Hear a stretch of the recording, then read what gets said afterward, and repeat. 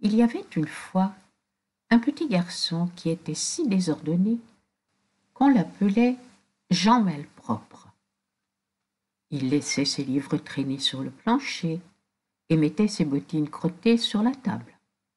Il fourrait ses doigts dans les confitures et renversait l'encrier sur son tablier neuf. Jamais on n'avait vu pareil désordre. Un jour, la fée soigneuse entra dans la chambre de Jean. Et si vous aviez vu la figure qu'elle fit. Ça ne peut pas continuer comme ça, dit la fée.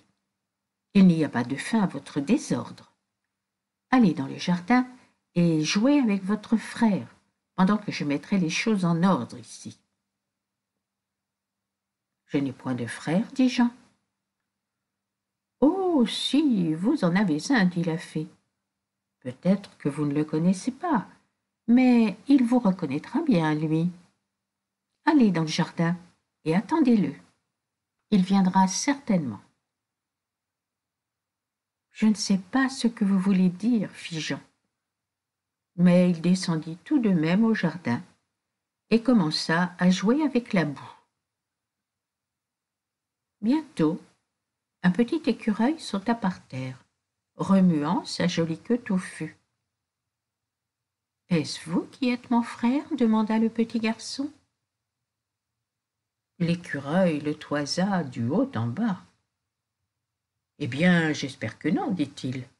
Ma fourrure est bien brossée, mon nid proprement fait, et mes enfants sont très bien élevés. Pourquoi est-ce que vous m'insultez avec votre question ?» Il sauta sur un arbre. Et Jean Malpropre attendit. Un petit rouge-gorge arriva en sautillant. « Êtes-vous mon frère ?» demanda Jean. « Non, vraiment, » fit le rouge-gorge. « Il y a des gens d'une impertinence. Vous ne trouverez personne d'aussi soigné que moi dans tout le jardin, mon cher.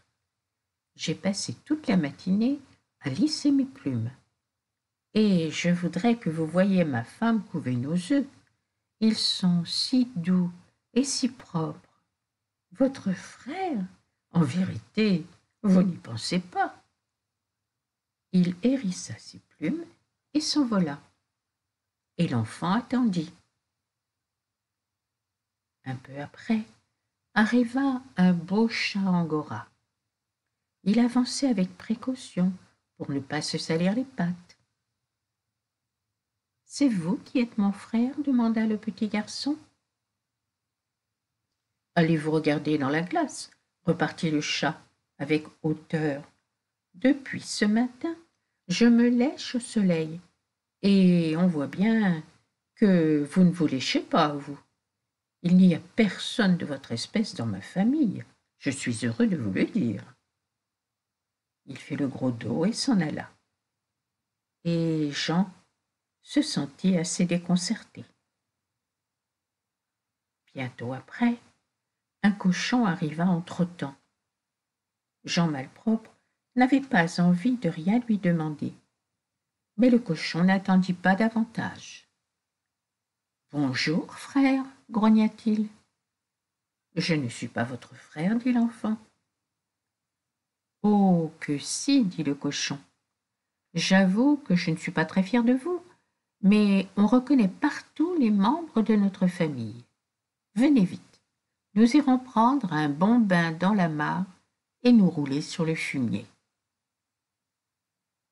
« Je n'aime pas à aller vers le fumier, dit Jean. »« Racontez ça aux poules, voulez-vous ?» dit le cochon. « Regardez vos mains et vos pieds et votre tablier. Venez, allons, nous aurons du beau temps et vous pourrez avoir de la lavasse et du son pour dîner, s'il en reste. »« Je ne veux pas de lavasse, » cria Jean, et il se mit à pleurer. Juste à ce moment, arriva la fée soigneuse. « J'ai tout rangé et tout nettoyé, dit-elle. Et il faudra que cela reste ainsi à présent. Voulez-vous aller avec votre frère ou venir avec moi et apprendre à être propre ? » Avec vous, cria Jean en s'accrochant à la robe de la fée. Tant mieux, grommela le cochon. C'est une petite perte. Il y aura davantage de lavasse pour moi. Et il s'en retourna.